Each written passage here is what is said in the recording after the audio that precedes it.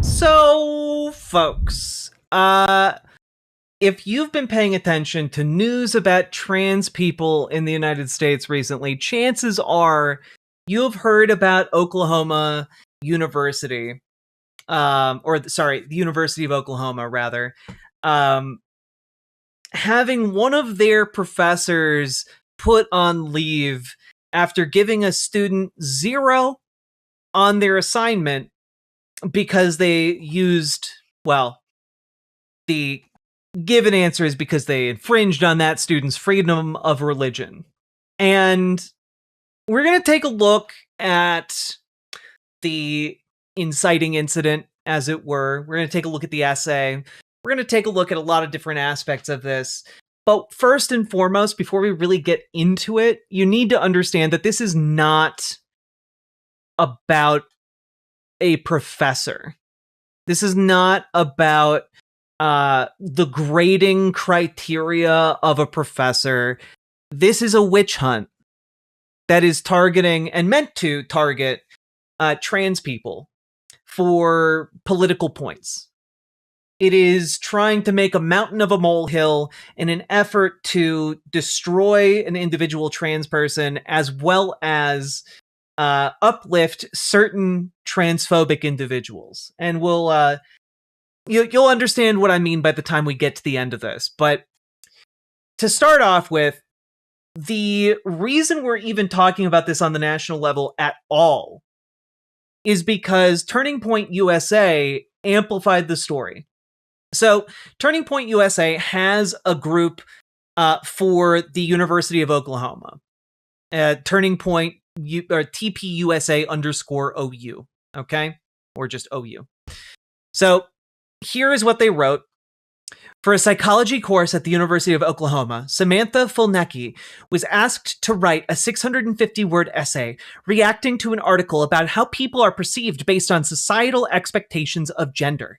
In her essay, Fulnecky argued that traditional gender roles should not be considered stereotypes. She cited the Bible to support her stance that eliminating gender in society would be detrimental, because that would put people further from God's original plan for humans. Now, just real quick, do any of you know what a stereotype is? And would a gender role not be a stereotype? Like a widely held idea of how a certain group of people are or should be? Interesting. In their ignorance, they oddly make the opposite argument. Like, Fulnecky is trying to argue that, like, no, they're not stereotypes. They're real and unchangeable, because you can't consider them stereotypes because they're super real. And like, but that's what you're just arguing against, what the definition of stereotype is, right? Because again, like, yeah, are some women warm and caring and like good at doing motherhood? Sure. Are all women warm and caring and good at motherhood? No, because some aren't, actually. That's because it's a stereotype. It's not meant to actually account for every single person in the group the stereotype is constructed around, right? And anyway, we'll continue here. She cited the Bible to support her stance that eliminating gender in society would be detrimental because that would put people further from God's original plans for humans. She received 0 points out of 25 on the essay. Transgender professor Mel Curtis said Miss Fulnecky failed to use empirical evidence and called parts of her essay offensive. Quote, to call an entire group of people demonic is highly offensive, especially a minoritized population, the instructor wrote in the online grading platform. Fulnecky says she followed the assignment guidelines and should not be penalized for her religious viewpoints.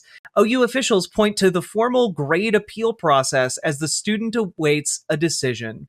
We at Turning Point OU stand with Samantha. We should not be letting mentally ill professors around students. Clearly, this professor lacks the intellectual maturity to set her own bias aside and take grading seriously. Professors like this are the very reason conservatives can't voice their beliefs in the classroom. Kudos to Samantha for leading by example and standing up for what she believes in. This is the image they used for their post. Obviously, just gonna move right on past that. And we're now going to take a look at some of the other aspects of this, because they went on to post Samantha's essay, and we'll take a look at Samantha's essay, don't you worry. But also, just one addendum. It's time for conservatives to take a stand and show teachers that we will not be intimidated for sharing conservative or Christian beliefs on assignments any longer. The only right thing to do is fire this professor. Good job, Samantha Fulnecky. We stand with you. Hashtag fire Professor Melkurth. Some people are taking this to be like, oh, it's about conservatives want good grades. And like, yeah, they do want good grades. That is a very tiny part of it. But this isn't just about like, oh, you have to give conservatives good grades. It is not about that. And also, just as a point of humor here, their hashtag fire Professor Melkurth has literally no other people using it in the entire world. So I don't think that's gathering a lot of steam. However, what is gathering a lot of steam is the story. It's been posted in the tabloids and has been spread far and wide on the internet. And it is feeding a furor around trans people. Like this just mob mentality of going after trans people. Because the undercurrent of this story is just anti-trans bigotry, right? Like, the reason the reaction around this is so strong is because, well, it's a student trying to use God in order to argue against trans people, which is what all these bigots do. Understand that, like, what is happening is an attempt to raise a witch hunt against trans people, because their argument here for Turning Point USA is that, well, this professor who has she, they pronouns is too mentally ill to be a professor, right? Their argument is being trans is a mental illness, therefore trans people shouldn't be able to have jobs like being a professor. The other part of this is, of course, they need to defend this essay because it is essentially the incoherent argument that each and every one of them make. And that is why it has attracted national attention from conservatives. And this is not going to go away anytime soon. Here's the University of Oklahoma responding. The University of Oklahoma takes seriously concerns involving First Amendment rights, certainly including religious freedoms. Upon receiving notice from the student on the grading of an assignment, the university immediately began a full review of the situation and has acted swiftly to address the matter. First, the college acted immediately to address the academic issue raised by the student. College leaders contacted her on the day her letter was received and have maintained regular communication throughout the process. As previously stated, a formal grade appeals process was conducted. The process resulted in steps to ensure no academic harm to the student from the graded assignments. Second, the student reported filing a claim of illegal discrimination based on religious beliefs to the appropriate university office. OU has a clear process for reviewing such claims, and it has been activated. The graduate student instructor has been placed on administrative leave pending the finalization of this process. To ensure fairness in the process, a full-time professor is serving as the course instructor for the remainder of the semester. OU remains firmly committed to fairness, respect, and protecting every student's right to express sincerely held religious beliefs. It's, again, they're going on a witch hunt, and OU has placed this professor on leave, and it's causing a bit of a stir in the local OU community. Letter to the editor: OU's response to Bible-based essay grade leaves graduate instructors vulnerable. And basically, this is someone expressing genuine concern that their ability to have academic freedom is going to be infringed, because they look around and, oh, this instructor will now be subject to the university's own review of her conduct, but the wider national focus calls into question their ability to do so fairly. With Governor Kevin Stitt pressuring the Board of Regents over the outcome of the review, the administration knows there will be a political price for being perceived as insufficiently proactive in the dealing with claims of religious discrimination. Both the student and the instructor deserve due process as the allegations are handled, but political figures seem intent on placing their thumbs on the scale because, of course, this is turned into like a political lightning rod, both for the university and for, the professor. And again, all of it is dedicated to directing hate towards trans people. That's it. And like, as for tabloids, here's the New York Post over here. This is how they talked about it. Oklahoma U student files discrimination report after flunking gender essay for psych class with trans instructor. Because all of the tabloids are like, trans instructor. Like, that's the main thrust of it. The attack is about trans people. It's frustrating, as a trans person. It does suck to see this. Now here's local news talking with the student. Let's take a look. Yeah, Samantha Fulnecky tells me that after she brought up to the university what happened, they decided that grade would not count against her. But it doesn't mean the conversation is over just yet. I just did the assignment and turned it in, and I talked about the Bible in it. Why? Okay, not like what?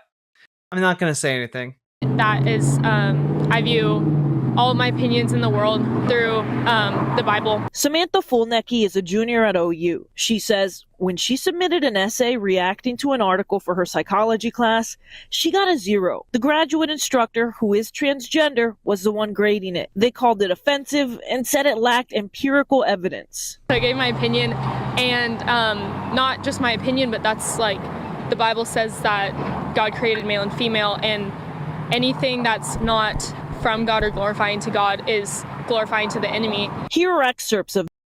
That's not a good argument when you're talking about science, though, actually. If you're just saying, well, this old book tells me so, like, okay, how do you know that old book is true? Like, follow that up with some questions.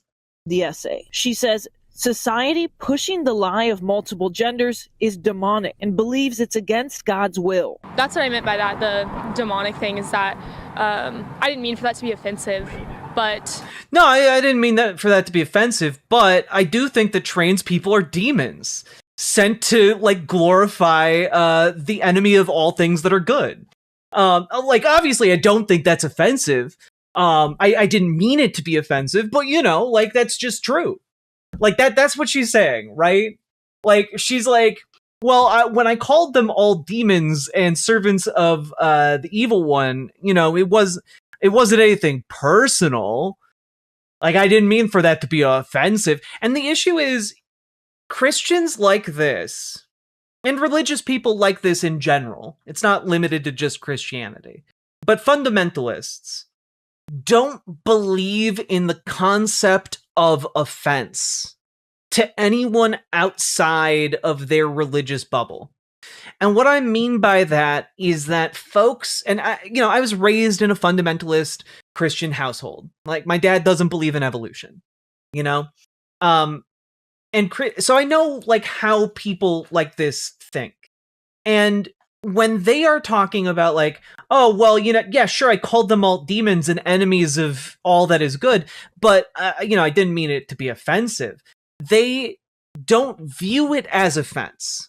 They view it as speaking the truth, right? So they recontextualize what it means to offend someone into, well, actually offending someone in this circumstance is good and just.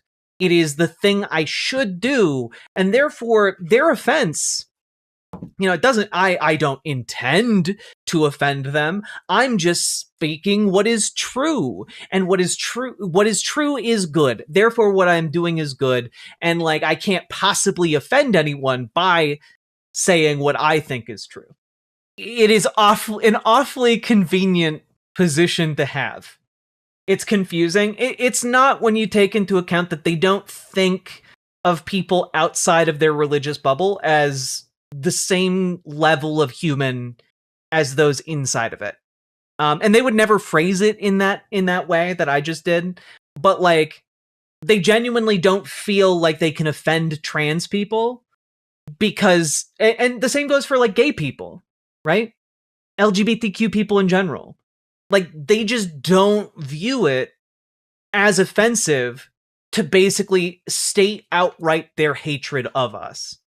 The truth will naturally offend people, and see, she immediately explained. Immediately will naturally offend people. Sorry. God's will. That's what I meant by that. The demonic thing is that I didn't mean for that to be offensive, but the truth will naturally offend people. I mean, if the truth will naturally offend people, then I guess I can just ask in the interest of true sincerity and honesty, why is your face like entirely red? Like, did you encounter some kind of Winnie the Pooh type situation where you stuck your head inside of a beehive to get at the delicious, delicious honey, only to find your head trapped inside of the beehive while the bees were there? Like, what happened to you, girl? I don't mean for that question to be offensive, but the truth might naturally be offensive to you. And so I think that's why people are kind of viewing that as offensive.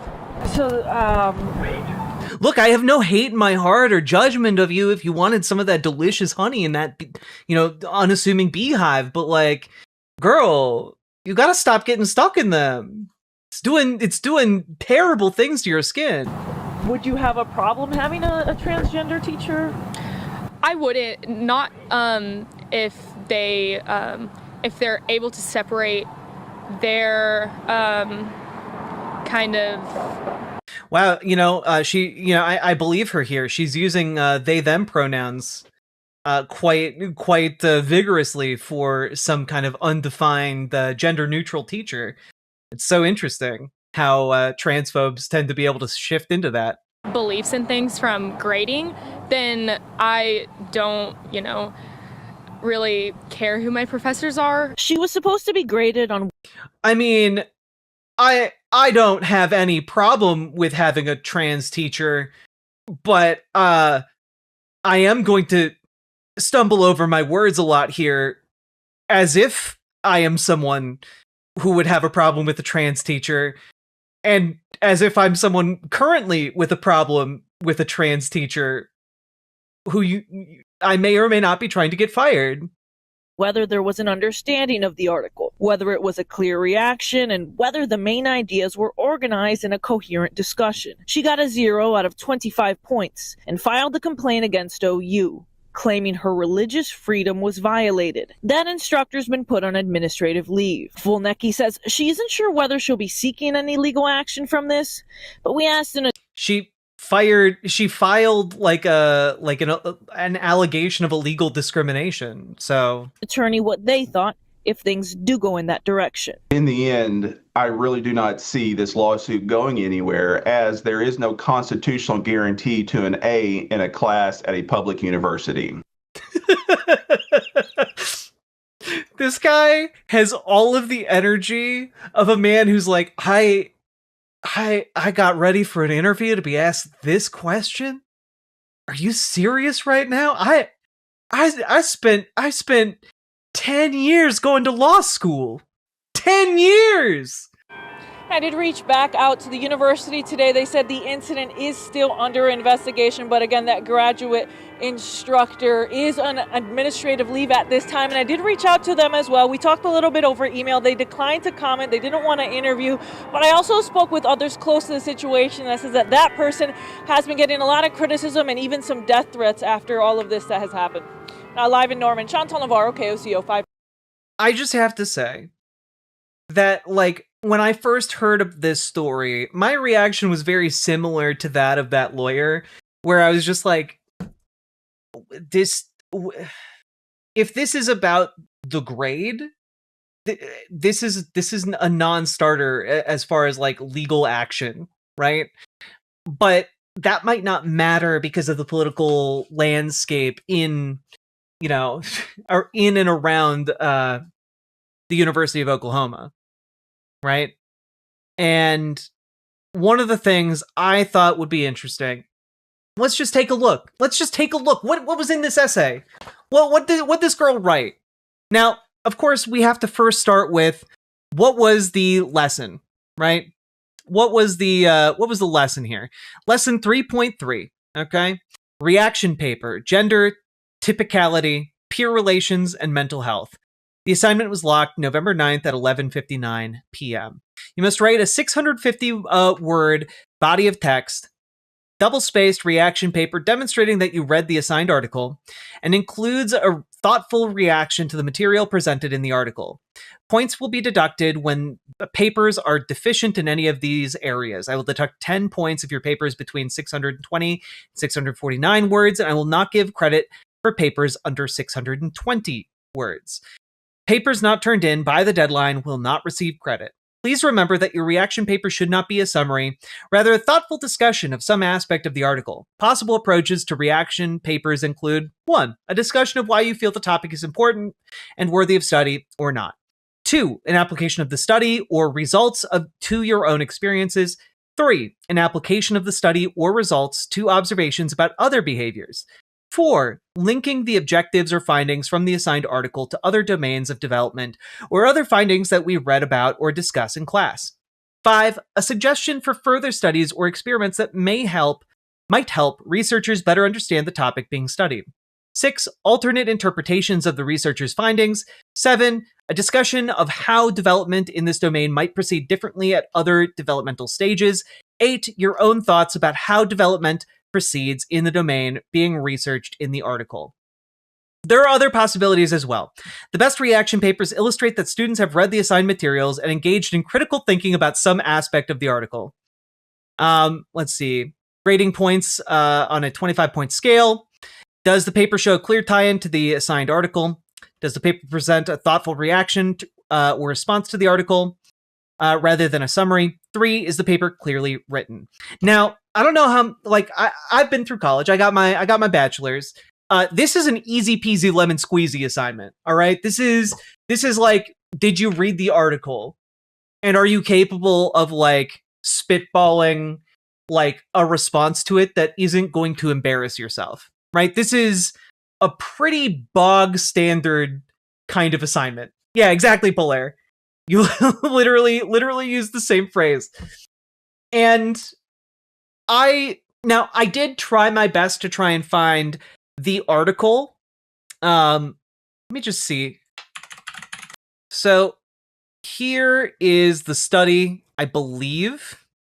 I'm not entirely sure, because in none of the materials that I was able to find did the article they were supposed to react to get directly linked. So I'm not entirely sure.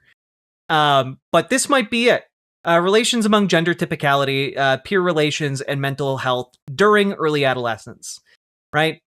And it's basically just talking about gender as a social construct. Low gender typicality predicted more negative mental health outcomes for boys. These relationships were at times mediated by experiences with gender-based teasing, suggesting that negative mental health outcomes may be a result of social repercussions of being low in gender typicality, rather than a direct result of low typicality. Basically, this was a study. This was hey, they went out, they observed human behavior. They wrote up their findings. What can you, after reading their findings, do with that? What is your reaction to this information? How are you analyzing it? What is your synthesis of the information and your own ideas? And well, this is what the OU student wrote. God. It's just so embarrassing. Samantha Fulnecky. God, this is what you're known for now. Samantha, this is what the world knows you for, and you're a junior in college. This is embarrassing. First of all, no title? You didn't even submit a title for, man. All right, whatever. This article was very thought-provoking. Sorry, should I do a voice? Should I do a voice for this? Yeah, where's the title, date, name? MLA format be damned. Maybe it's because I was an English major. Maybe we were the only ones to care about formatting. Do the Jordan Peterson voice? Okay. This article was very thought-provoking and caused me to thoroughly evaluate the idea of gender and the role it plays in our society. The article discussed peers using teasing as a way to enforce gender norms. I do not necessarily see this as a problem. So, full disclosure, I haven't read this in full yet because I looked at I don't know, a couple sentences from the middle of it, and I was just like, oh, this is dog shit. This is dog shit. Valley Girl voice? Valley Girl Jordan Peterson voice? Totally, the article discussed peers using tweezing as a way to enforce gender norms, girl. Nah, I can't do it. I'm sorry. I can't. God made male and female and made us differently from each other on purpose and for a purpose. God is very intentional with what he makes, and I believe trying to change that would only do more harm. Gender roles and tendencies should not be considered stereotypes. Women naturally want to do womanly things because God created us and those womanly desires in our hearts. Okay, wait. So you're in a psychology course. As a junior at a university, you've already had 2 years. You've had 2 years in college. And your argument here is, one, that you don't understand that gender and sex are different things, which is actually an incredibly important distinction to understand in psychology. This is third year work, Salmon Moose. And we're not even through the first paragraph yet, but if you're in a psychology course and your opinion is that, well, male and female minds fundamentally operate differently, and because God made them differently for a purpose, and blah blah blah blah blah, then why are you in a psychology course in the first place? If you believe you already know the God-given role of the male and female brain. Everything. Sake, thank you for the 2 tier 1 subs. But if you're in this course and you already think you know what a male and a female brain are ordained by God to do, what are you there to learn? Genuinely, what are you there to learn? If you already know what God wants for a male brain and a female brain, then you already have the expertise. What do you think you're learning? God. Gender roles and tendencies should not be considered stereotypes. Women naturally want to do womanly things, except all the women who don't want to do womanly things. And this is just, I'm sorry. I know I'm stopping. This is fun for me. Unironically, I know that this is transphobic and bigoted towards people like me very, very hard. But I love doing textual analysis. It's very fun for me. Just women naturally want to do womanly things because God created us with those womanly desires in our hearts. Okay, break down what does that mean? What is the womanly desire in your heart? And are you saying a man couldn't have similar desires? Or are you basically just saying boys like playing with trucks, girls like playing with dolls, no one outside of that? And you know what? If a boy does want to play with a doll, beat him into submission. God, genuinely, she opens this article by saying, no, actually, I think it's totally fine to emotionally and physically abuse children. if they are outside of their their generally perceived stereotypes. Like that's how she opens this entire thing. It's wild. And if you're like, well, no, she's saying I don't see teasing as a problem. Like, teasing escalates into bullying and abuse. Like, if you're okay with your child being abused by their peers or other people in their family, you're just a shitty person. I love cooking. Is that too womanly of me? But, like, that's such an excellent example, Mr. Anderson. You know, like, you look on TV, you see someone like Gordon Ramsay. Is Gordon Ramsay too womanly because he's taken on the role of cooking? Is he too much of, like, what is he? What is Gordon Ramsay? When he puts on the chef uniform, is he now a woman? Is that what a woman is to conservatives now? No, he's a chef. But, like, if you have an interest in cooking, the kind of interest in cooking that would lead to one becoming a chef, is he a woman because he has an interest in cooking? Just let Gordon cook. True, Sake Tanuki, unless he's cooking a grilled cheese sandwich, in which case, stop him at all costs. Okay? Under no circumstances can we allow Gordon Ramsay to make another grilled cheese. God knows Gordon's womanly desires. Oh God, we aren't even through the first paragraph. The same goes for men. God created men in the image of his courage and strength, and he created women in the image of his beauty. Now, okay, I grew up in an evangelical household, and I can tell you this is horseshit. God didn't create women in the image of his beauty, but if he did, God's a he, and God is beautiful, so doesn't that mean men can also be beautiful? Nah, whatever.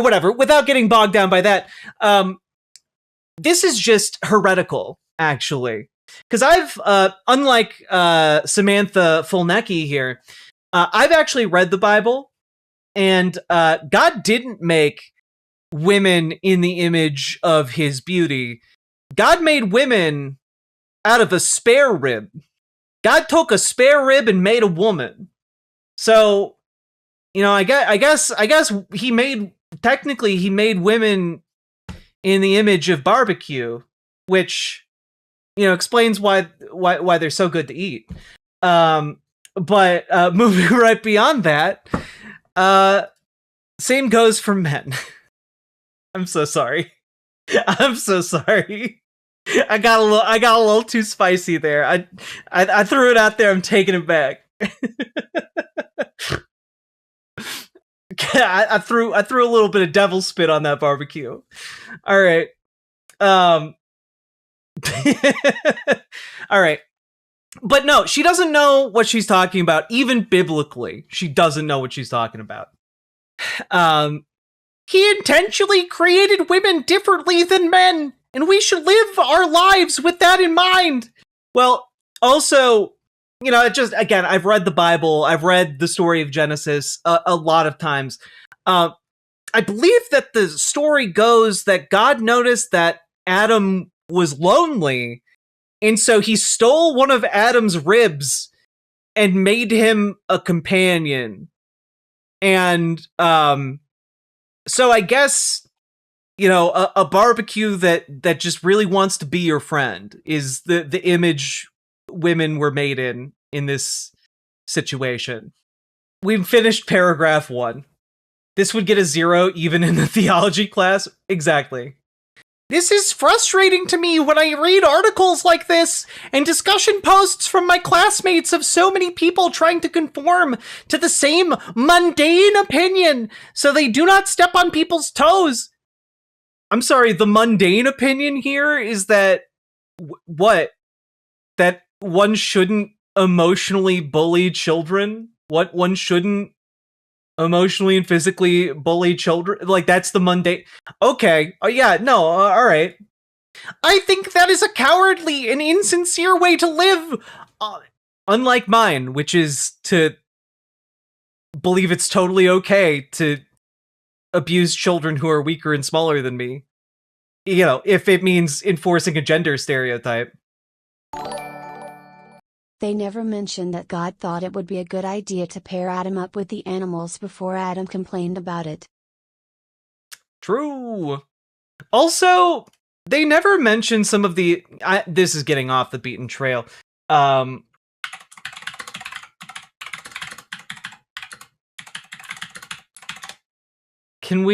I find, like, an image? Oh, God. There's like I don't know how common it is, but I know some branches of Judaism believe that Adam had like two heads and like two sets of arms and legs prior to being split into Adam and Eve. I love it. It's horrible. Yeah, biblically accurate Adam is genuinely very, very horrifying. All right, moving right along though. It is important to use the freedom of speech we have been given in this country, and I personally believe that eliminating gender in our society would be detrimental, as it pulls us farther from God's original plan for humans. Which, you know, like, okay, if you believe that, prove it. That, like, you can believe that all you want. This is a reaction paper to an article, like a scientific article, that uses observation to come to various conclusions.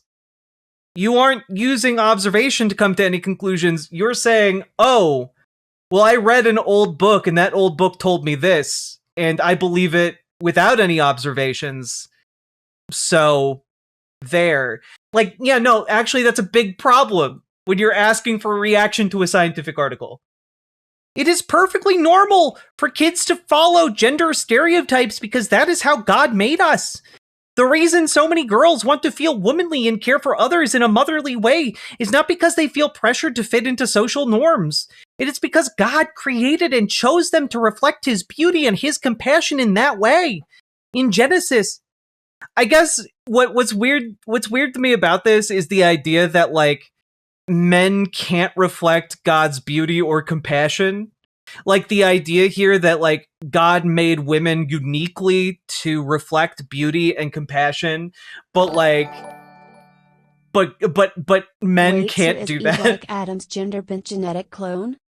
Yes, exactly. You nailed it. It's like if God did a little Jurassic Park right at the beginning of time, you know?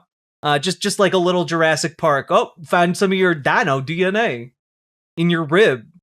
Also, you didn't need that rib anyway, Adam. Lol. Oh, good. We're getting scriptural.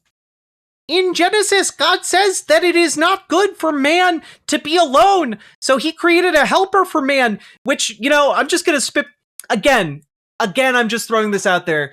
But you believe in an omnipotent deity, an omnipotent, omniscient deity, all-powerful, all-knowing, makes a human man, only to afterwards discover that actually a human man might need friends and a lover.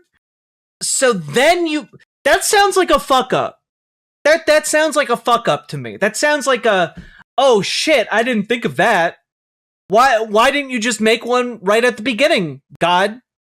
I wonder. Maybe. I don't know. You know, what conclusions might we come to that? So he created a helper for a man, which is a woman. Many people assume the word helper in this context to be condescending and offensive to women. However, the original word in Hebrew is ezer kenegado. Ezer kenegado. And that directly translates to helper equal to.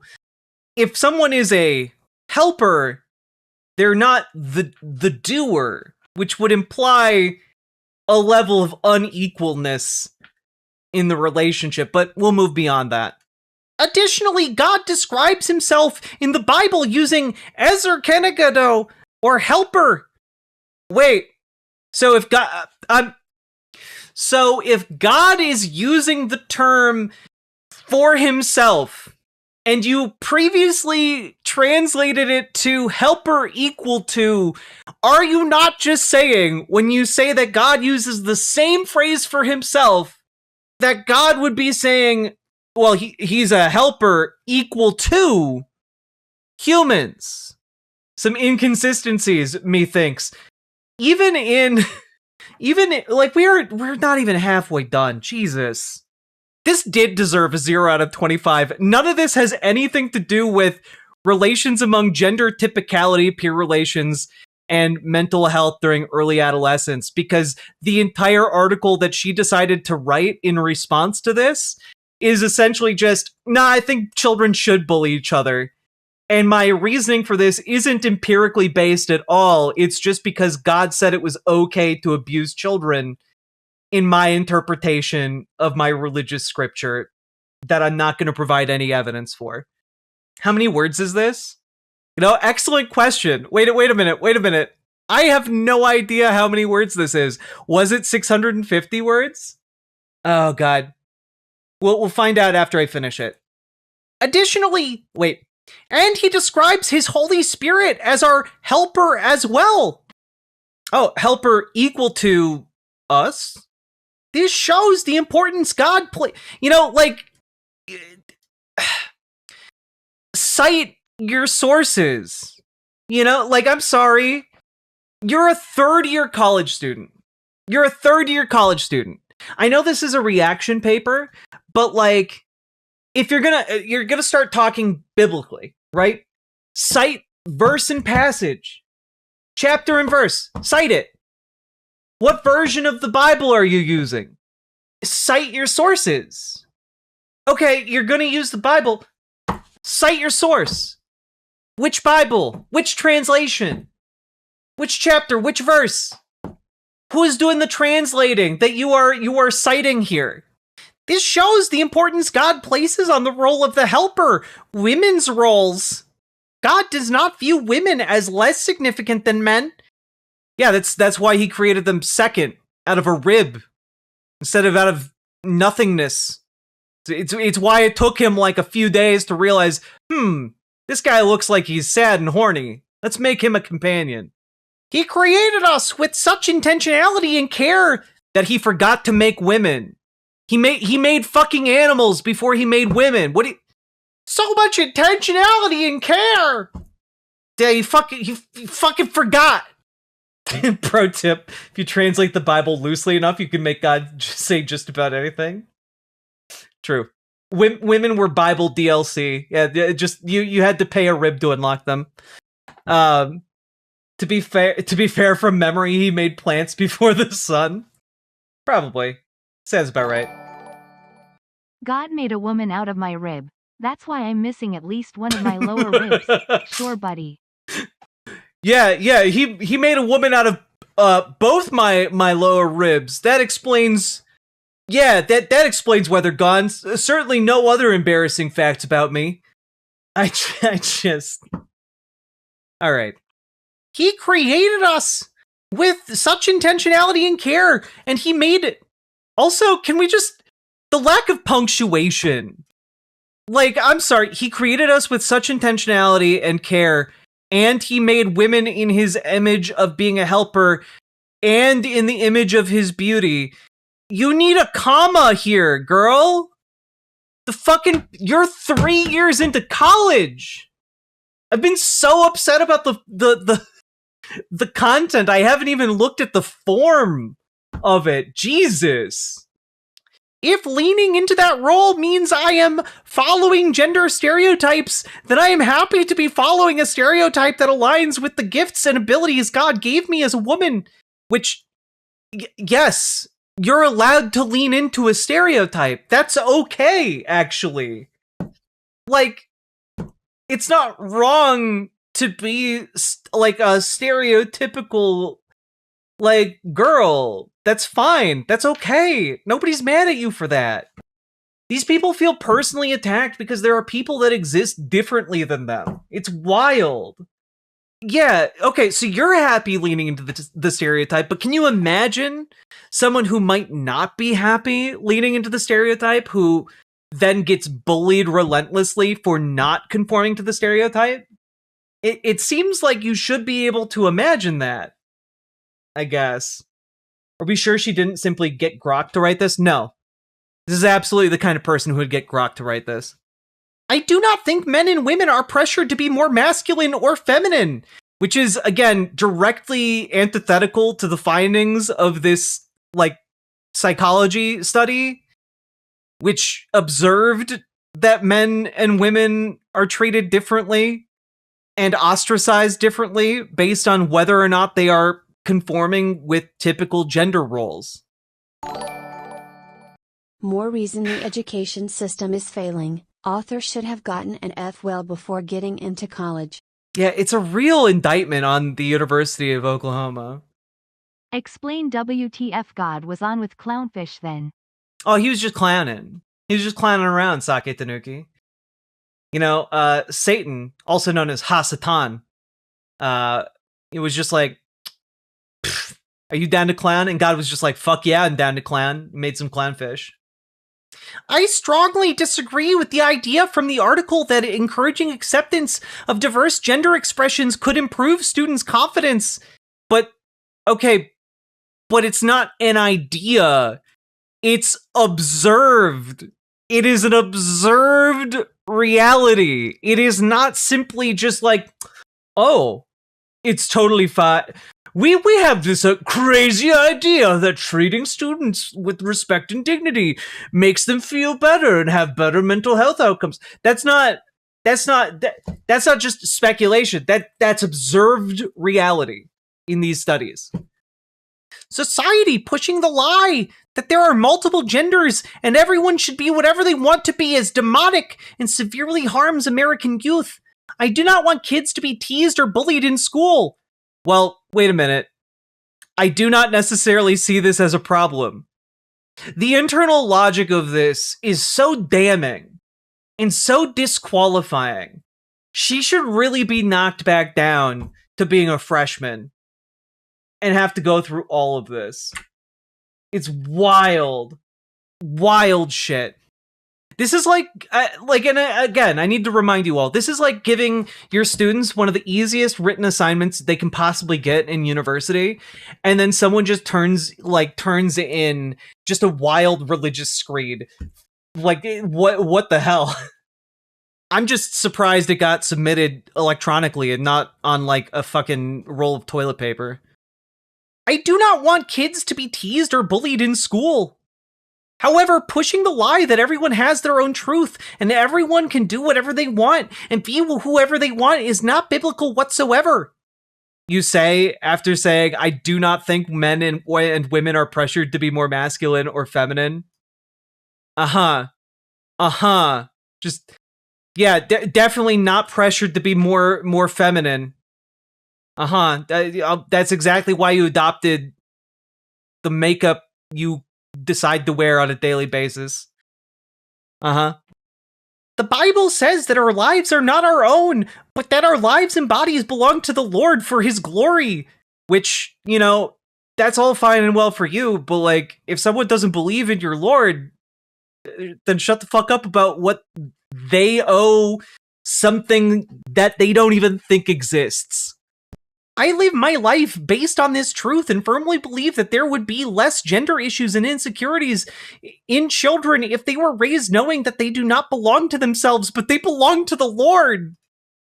Yes, children famously love being told that actually they are enslaved to an invisible God who only speaks to them through their parents. Children belong in spiritual bondage. Is just such a wild point to make. Sorry. Also, indent your goddamn paragraphs. I can't believe that I have to say, indent your goddamn paragraphs. Spiritual bondage? Yeah, the idea that, like, you are not your own. Your life, your body, your soul is not really your own. They all belong to the glory of God and not to you. Bondage is in, like, slavery. She didn't indent, not a single indentation. Overall, reading articles such as this one encourage me to one day raise my children knowing that they have a heavenly father who loves them and cherishes them deeply, and that having their identity firmly rooted in him, in who he is, will give them the satisfaction and acceptance that the world can never provide for them. You know, I guess, like, what do you do? Sorry, like, man, imagine being this lady and being like, yeah, I'm gonna have children. What if your boy grows up and like wants to wear a dress? What if your boy grows up and wants to play with like dolls? What if your girl grows up and wants to play with trucks? How do you handle that? Like, how do you handle with like things that go beyond or outside of gender norms that you yourself are saying like, well, these children should be bullied. I don't really have a problem with them being bullied. I mean, like, Damn, it seems way long than 9 months. This 2025 thing's been a long 10 years, huh? yeah, it's been a long 10 years. It just, I feel like it's just, this article is just an argument for abusing kids, essentially. And not a very compelling argument either. My prayer for the world, and specifically for American society and youth, is that they would not believe the lies being spread from Satan and make them believe they are better off as another gender than what God made them. I pray that they feel God's love and acceptance as who he originally created them to be. Yeah, you know, like, look, I didn't start out to offend anybody, but trans people are demons who serve Satan. It's just the truth. It's not offensive to anyone. Like, has she made an argument at all? Her only argument is trans people make me feel icky and like are her like abominations in the eyes of God. It's literally just straight bigotry. It's just straight bigotry gussied up as like Christian propaganda. That's it. Now, all of that said, we've now read the essay. That deserved a 0 out of 25. Like, I'm sorry, there wasn't any critical engagement with the material. There wasn't any, like, citation or any real reckoning with what was being discussed. And not only that, it pushed a bigoted message. It also encouraged bigotry against like the teacher and other students. Like I'm sorry if you're writing in your essay that like, yeah, all of you who are different than me in this specific way, you're all servants of the embodiment of all evil. Like, okay. Genuinely no evidence she even read it outside of like the genuine like title of the article. The Vegan Rancor, we actually watched an interview with her. She doubled down. Now, all of this brings me to a pretty interesting conclusion here, right? We've had our beginning, kind of our lead up. We've had our middle of reading this essay, and now we have our third act. Because it's time to introduce a new character, a new player to the stage, by the name of Christy Fulnecky. Now, we haven't mentioned her at all up to this point, because up to this point it's mainly been, Turning Point USA is taking advantage of this situation to spread transphobia and, boost their position, have something to talk about. But we haven't talked about Samantha Fulnecky's mom yet. So let's just take a quick gander here. What's going on with Christy Fulnecky? Oh, Christy Fulnecky, podcast host, lawyer, public figure, and entrepreneur. Wife, mom of 6, public figure, lawyer, former councilwoman, entrepreneur, podcast and radio host, servant leader, provider of hope, defender of the people. Oh, that's very interesting. So I went and found her show, Real Talk with Christy, and just thought, just take a look at a couple episodes here. Last episode, by the way, was from 2021. So that's a bit of an older podcast here. Look, Limbaugh's legacy. Rush Why does she look like Limbaugh. a rejected audition for Jersey Shore? Well, I can't explain that, Sake Tanuki, but let's see. Christy is ready to bring her unique brand of real talk back this year, and she's kicking it off with a touching tribute to her mentor, Rush Limbaugh. Oh, huh.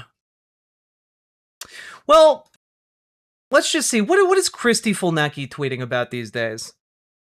I don't think Samantha realized her work would be the most read and critiqued casual essay of all time, explaining God's design of humans as male and female. Something that excites this much public engagement clearly isn't zero. It's a clash of ideas.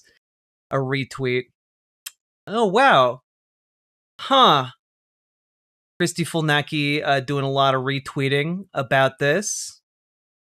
Weird retweet of a year-plus old tennis photo for her daughter, which disturbingly viewed 8.5 million times. Individuals who identify as trans should be automatically disqualified from holding any position as teacher or professor, retweeted by Christy Fulnecky. Huh. Woke liberals claim this isn't happening in our schools. If you claim to be a transgender, you should be banned from working in any school. Transgenderism is a mental illness. Christy Fulnecky. Huh. Almost every university in America is wholly uninterested in its truth-seeking mandate. This university should be defunded until Samantha is apologized to, given a real grade on her essay, and the transgender professor is fired. And this is from Chloe Cole, who is one of the predominant detransitioner, anti-trans voices out there. Retweeting libs of TikTok. Cool. Shane David Jett. Oh, he's a senator? Cool.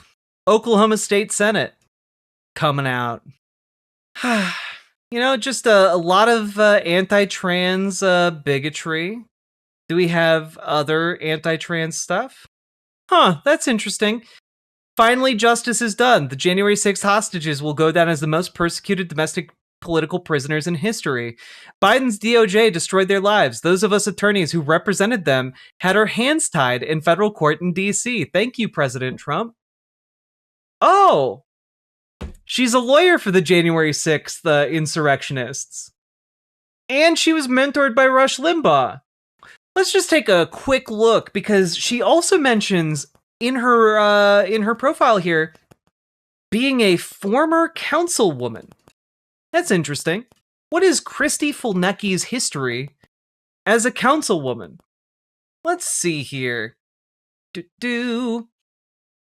Oh, Springfield, Missouri. Councilwoman Christy Fulnecky resigns. This is from 2018. That's so interesting.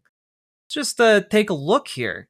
Springfield City Councilwoman Christy Fulnecky's seat is now up for grabs. She resigned today because she and her family are moving to Nixa. Linda Simmons spoke with Fulnecky, who has been one of the most vocal council members during her 3.5-year term. We have municipal law for peace. Christy Fulnecky says she's disappointed, but moving out of the city means giving up her city council seat. I have been so blessed to serve the city of Springfield and the residents, and I really felt like I've been a voice of the people, and that have given them hope and encouragement that they can, either run for office or make a difference. Through questions about her eligibility because of her federal taxes and business license fees, Fulnecky held on to her position. In terms of time and money, I've put a lot of resources into keeping my position, especially in the beginning when, a couple of members were trying to get me off of council. She even made an attempt for Springfield mayor last year.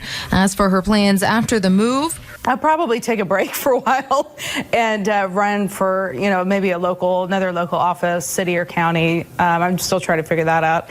And eventually I'd like to maybe run for Congress or another office. I just have a desire to help other people. And my background being an attorney, lends itself to helping people in the political arena and in legislative work. Fulnecky is grateful for the 3.5 years she's Well, that's pretty interesting. One day, I'd like to run for Congress.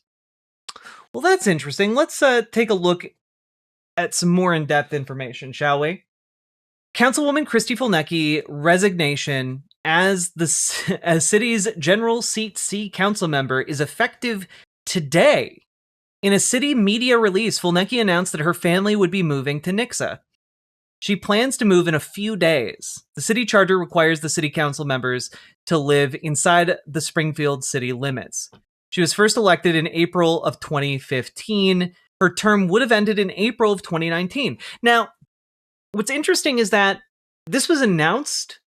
She resigned almost immediately following the announcement, and they were moving in just a couple days after that. Now, it's pretty unusual for a politician to just straight up leave the political eye for a bit. Pretty unusual. It's strange to not just serve your term out. And, well, you know, you get a lot of interesting things from the reading, you know, looking at the interviews and such. But if we take a look here, through questions about her eligibility because of her federal taxes and business license fees, Fulnecky held on to her position. Quote, "In terms of time and money, I put a lot of resources into keeping my position, especially in the beginning. You know, a couple of members were trying to get me off the council." So, what exactly were the questions about her eligibility and business license fees? Well, it turns out that this has its own Ballotpedia entry, so we can just look up. So there was an effort ongoing in Springfield, Missouri to recall her as a city council member, launched in 2017. So a year after this launched, she unexpectedly and quickly resigned and left town. Now, Tyndall argued that Fulnecky should have been recalled because of her criticisms of fellow city council members and failure to obtain a business license between 2008 and 2015. She didn't have a license to operate her business in the state for 7 years. That's kind of a big deal. That's kind of a big deal. And I don't know, pretty, just an interesting piece of the puzzle. What? How do you get away with that? I don't know. I guess become a Republican lawyer. When she says she spent considerable resources to hold on to her position, it's a bit unclear what she means by that, right? But what is a bit clearer is how much she spent to run for mayor of Springfield, which she did in 2017, oddly enough, around the time when people started looking into her finances. And, well, in 2017, when she ran for mayor, you just see something here. I want to double check and make sure. Yeah, here we go. Just a couple of interesting things here. City has spent more than $40,000 on Christy Fulnecky proceedings so far. Just on the legal fees. Cora Scott, spokeswoman for the city, said as of Thursday, the city has spent $40,770 for council to investigate 2 separate accusations against Councilwoman Christy Fulnecky.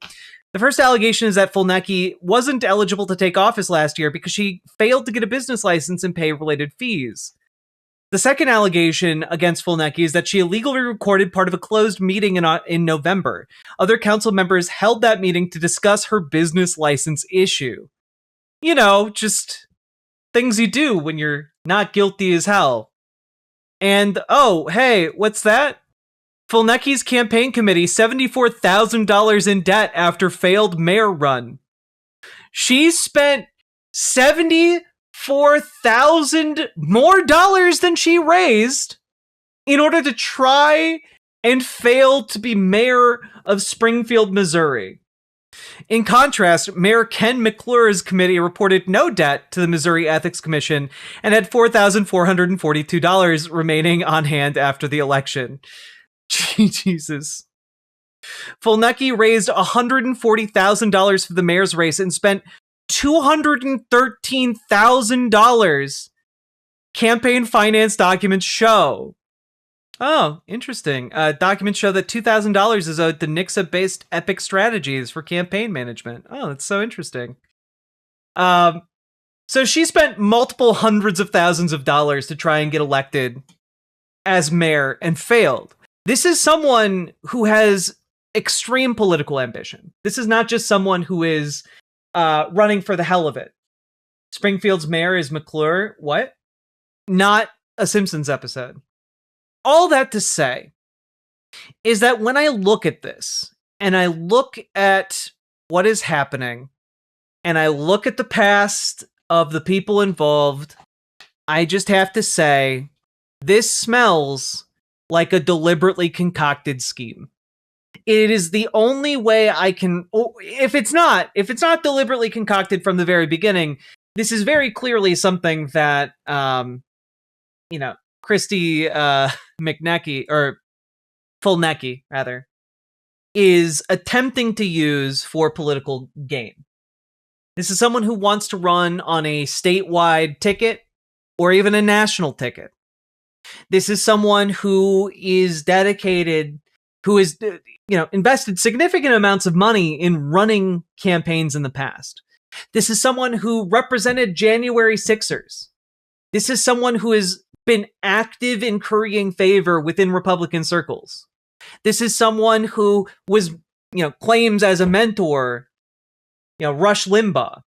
It just kind of seems to me like this is a deliberate attempt to manufacture another Riley Gaines type situation. This is a deliberate attempt to do that. And I don't know how much the daughter is roped into this. I don't know if she's aware of what's happening, and I don't know what Christy Fulnecky's plans are. But I will say this seems a bit too convenient for this to be a child of someone with a lot of political ambition and a lot of time and effort invested into Republican politics. It is also very apparent, because there are leaked group chats going around, that a number of these people are collaborating, are talking about the best way to message this. Talking about how, hey, look, say X, Y, and Z when you talk about this. Don't say, it is, let me put it this way. If it wasn't concocted at the very beginning, it is being concocted now by a number of different opportunists on the right in order to sow hatred and division around trans people, in order to make us seem disgusting, unwell, and worthy of excommunication from civil society. So, all of that to say, this story is really weird. And I might not know exactly the details of where we are and what the plan is or was around this, but I do know when something's rotten in the state of Denmark.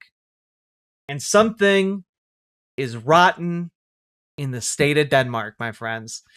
Read Hamlet. Anyway, this is about hating trans people. If anyone's trying to sell it to you as anything other than that, they're wrong.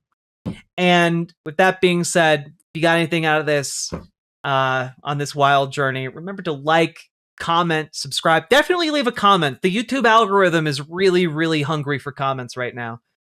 And consider dropping those subs, donos, membership, super chats, because the show is made possible by you guys. Only you guys. It's just you guys. So please support the show however you can.